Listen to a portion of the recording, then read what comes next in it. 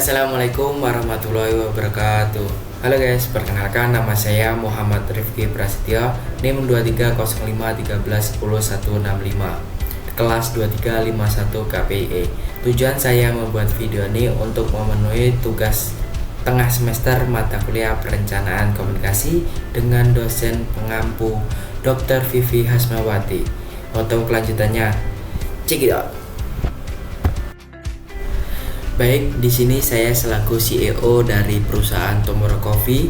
Di sini saya akan membuat kebijakan dalam perusahaan Tomorrow Coffee yang meliputi norma, budaya, dan aturan. Yang pertama yaitu norma etika dan profesionalisme. Setiap karyawan wajib bersikap sopan dan ramah kepada pelanggan. Dilarang melakukan tindakan tidak etis seperti mencuri, manipulasi data kas, atau menerima suap dari pemasok. Yang kedua adalah norma disiplin. Hadir tepat waktu sesuai dengan jadwal kerja yang telah ditentukan. Mengikuti prosedur absensi dan izin secara tertib. Nah, selanjutnya yaitu budaya keramahan atau hospitality first.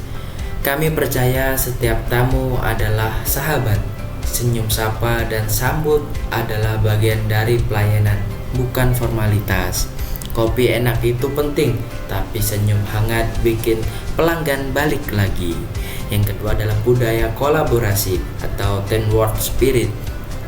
Kami bukan sekedar rekan kerja, tapi tim yang saling bantu. Semua staf saling dukung tanpa rasa gengsi. Tidak ada yang bikin job desk saja. Kita kuat karena bersama. Selanjutnya yaitu aturan. Jam kerja. Jam operasional kedai jam 8 sampai jam 10 malam. Shift pagi jam setengah 8 sampai setengah 4 sore. Shift sore jam 3 sore sampai jam 11 malam. Karyawan wajib hadir 15 menit sebelum shift dimulai. Terlambat lebih dari 3 kali dalam 1 bulan akan dikenai teguran tertulis. Selanjutnya, di sini saya akan memberitahu perencanaan saya terhadap produk di Tomorrow Coffee adalah sebagian penting dari strategi bisnis yang menentukan arah jangka pendek maupun panjang.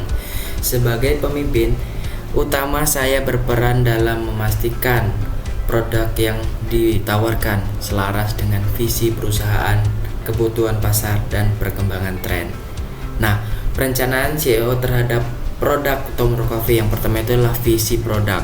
Membangun produk kopi dan makanan yang bukan hanya enak, tetapi menciptakan pengalaman hangat, lokal, dan berkesan. Yang kedua adalah tujuan strategi produk 1-2 tahun. Menyajikan menu yang unik namun tetap ramah di lidah lokal. Menghadirkan menu musiman atau edisi terbatas untuk menciptakan eksklusivitas. Selanjutnya adalah menyesuaikan menu dengan segmentasi pasar, milenial, pekerja, pelajar, dan lain-lain. Yang ketiga yaitu analisis pasar dan konsumen. Target utama usia 18 sampai 35 tahun menyukai kopi. Selanjutnya yaitu preferensi kopi susu kekinian, minuman non kopi, matcha, taro, dan snack ringan. Selanjutnya adalah banyak konsumen mencari produk dengan nilai lokal, ramah lingkungan, dan instagramable. Selanjutnya di sini saya akan menerangkan yaitu implisit yang dilihat dari nilai produk Tomorrow Coffee. Yang pertama itu adalah 1. Kehangatan atau kebersamaan. Minuman kopi dan makanan ringan menjadi simbol momen santai bersama teman, kerja bareng, atau meet time. Selanjutnya yaitu produk seperti es kopi susu aren atau hot latte menyampaikan rasa nyaman. Selanjutnya yaitu kopi jadi medium untuk membangun koneksi, bukan sekedar minuman. Yang kedua yaitu gaya hidup modern dan estetika. Kemasan botol cold brew yang estetik, desain toko yang instagramable, dan varian menu kekinian menciptakan citra lifestyle modern. Selanjutnya yaitu konsumen merasa menjadi bagian dari tren atau komunitas yang up to date. Produk tidak hanya dinikmati, tapi juga dipamerkan, foto, story, dan lain-lain. Selanjutnya yang C, nilai eksplisit yang dilihat dari undang-undang dasar dan aturan di perusahaan. Yang pertama itu adalah kepatuhan terhadap hukum dan peraturan negara. Berdasarkan Undang-Undang tahun 1945 pasal 27 ayat 2 yang berbunyi, tiap-tiap warga negara berhak atas pekerjaan dan penghidupan yang layak bagi kemanusiaan. Implikasi eksplisit dalam perusahaan. Yang pertama itu memberikan pekerjaan dengan upah sesuai dengan UMK atau UMP. Yang selanjutnya yaitu menyediakan lingkungan kerja yang aman dan layak, memberikan kesempatan kerja yang adil tanpa diskriminasi.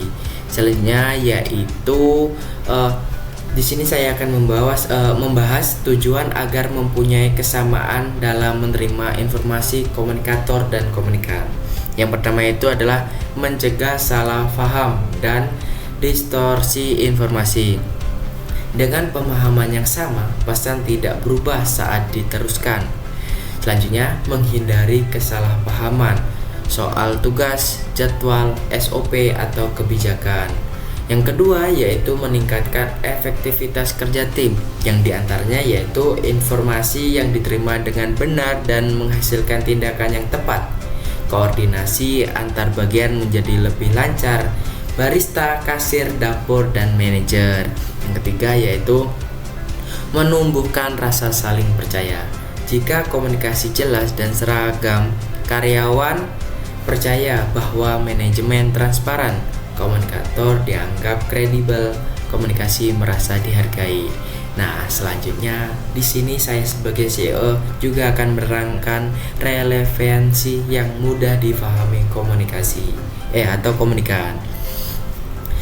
Sebelum saya memaparkan apa itu relevansi dalam komunikasi, ada yang tahu? Nah, jadi relevansi dalam komunikasi itu adalah berarti pesan yang disampaikan sesuai dengan kebutuhan, konteks, dan kondisi komunikan, sehingga mereka merasa informasi itu penting dan berguna. Nah, cara membuat pesan relevan dan mudah dipahami, yang pertama itu adalah kenali audiens atau komunikan. Pahami latar belakang pengetahuan dan kebutuhan mereka. Contohnya barista mungkin perlu detail teknis seduhan, sedangkan kasir lebih fokus pada transaksi. Yang kedua adalah gunakan bahasa yang sederhana dan jelas. Hindari jargon atau istilah teknik yang tidak dipahami oleh komunikan. Contoh, ganti kontaminasi silang dengan jangan mencampur alat yang berbeda agar rasa tidak berubah. Nah, contoh dalam konteks Tomorrow Coffee ini, jika memberikan instruksi cara membuat es kopi baru, jelaskan langkahnya, jangan gambar dan contoh langsung, bukan hanya teori. Saat menggunakan kebijakan baru, jelaskan kenapa kebijakan itu dibuat dan bagaimana manfaatnya bagi karyawan. Nah, selanjutnya di sini saya akan menjelaskan juga memungkinkan dua negara atau perusahaan mampu mempunyai pengetahuan yang sama. Yang pertama itu memungkinkan mempunyai pengetahuan yang sama dengan komunikasi efektif dan pertukaran informasi yang intensif. Dua entitas negara atau perusahaan dapat memiliki pemahaman dan pengetahuan yang serupa terkait topik tertentu. Contohnya, perusahaan multinasional biasanya memiliki SOP atau standar kualitas yang sama di cabang-cabangnya di berbagai negara. Negara-negara anggota organisasi internasional berbagi data dan kebijakan dalam isu lingkungan, perdagangan, atau kesehatan. Nah, selanjutnya yang kedua adalah faktor yang mendukung kesamaan pengetahuan. Saluran komunikasi yang jelas dan terbuka, rapat konferensi, dokumen bersama, platform digital, dan kolaborasi. Bahasa dan terminologi yang sama, menggunakan bahasa yang dipahami bersama, misal bahasa Inggris dan bisnis internasional. Nah, selanjutnya di sini saya akan membahas tentang rencana saya sebagai CEO atau perencanaan A dan B CEO terhadap produk Tomorrow Coffee. Yang pertama yaitu atau rencana utama yaitu perencanaan A. Yang pertama itu adalah pengembangan produk baru.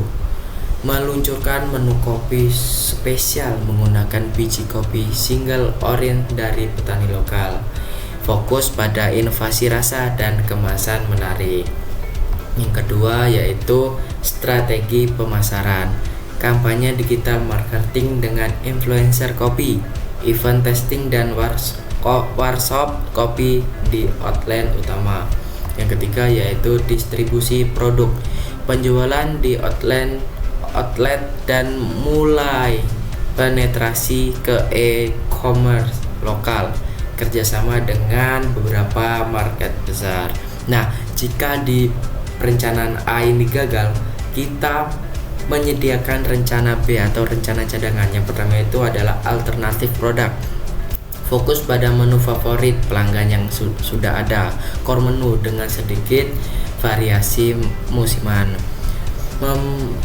Menunda peluncuran produk baru jika bahan baku single origin sulit didapat. Yang kedua adalah strategi pemasaran. Mengoptimalkan promosi diskon atau loyalty program untuk meningkatkan repeat order. Memperkuat komunikasi langsung dengan pelanggan melalui media sosial dan feedback loop. Yang ketiga yaitu distribusi produk. Memperkuat penjualan offline dan delivery lokal tanpa ekspansi ke e-commerce dulu menggunakan biaya distribusi sementara waktu.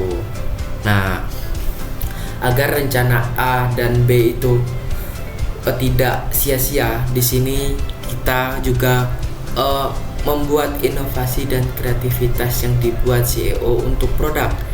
Yang pertama itu inovasi produk, menu kopi baru dengan sentuhan lokal. Menghadirkan variasi kopi yang menggunakan bahan khas Indonesia seperti kopi dengan campuran gula aren, rempah tradisional, misal kayu, manis, jahe, atau kopi dari daerah-daerah khusus single origin. Dan ini adalah menu musiman atau edisi terbatas. Contohnya kopi rasa durian saat musim durian, kopi campuran buah-buahan lokal, atau varian kopi dingin yang segar di musim panas. Ya, selanjutnya yaitu produk ready to drink. Cold brew, kemasan botol dengan label menarik, bisa dijual offline dan online. Yang kedua adalah kreativitas dalam penyajian. Desain kemasan yang unik dan instagramable, menggunakan kemasan dengan desain estetik dan ramah lingkungan, menarik perhatian di media sosial. Yang ketiga yaitu inovasi dan produksi. Teknologi baru dalam penyeduhan, menggunakan alat seduh otomatis canggih dan teknik manual brewing yang unik untuk menghasilkan rasa kopi yang konsisten dan kualitas tinggi. Selanjutnya yaitu sistem pemasaran digital. Memperkenalkan aplikasi atau sistem pre-order agar pelanggan bisa pesan lebih mudah dan cepat. Yang keempat yaitu kreativitas dan pemasaran produk. Kolaborasi dengan seniman lokal, misalnya kolaborasi dengan ilustrator untuk kemasan edisi khusus atau mural di outlet. Selanjutnya ya dulu event dan workshop kreatif. Menggunakan workshop membuat kopi, seni latte atau event kopi dan musik yang menarik komunitas. Konten media sosial yang unik, cerita di balik kopi, video proses pembuatan atau challenge yang melibatkan pelanggan. Nah, mungkin itu saja yang dapat saya sampaikan sebagai CEO dari perusahaan Tomorrow Coffee. Nah, semoga video ini bermanfaat dan bisa digunakan oleh anak-anak di generasi Z ini supaya bisa menjadi CEO yang hebat. Mungkin itu saja yang dapat saya sampaikan. Apabila ada tutur kata yang salah, saya mohon maaf, dan kepada Allah saya mohon ampun. Saya akhiri, wabillahi taufiq wal hidayah. Wassalamualaikum warahmatullahi wabarakatuh. See you next time. Bye.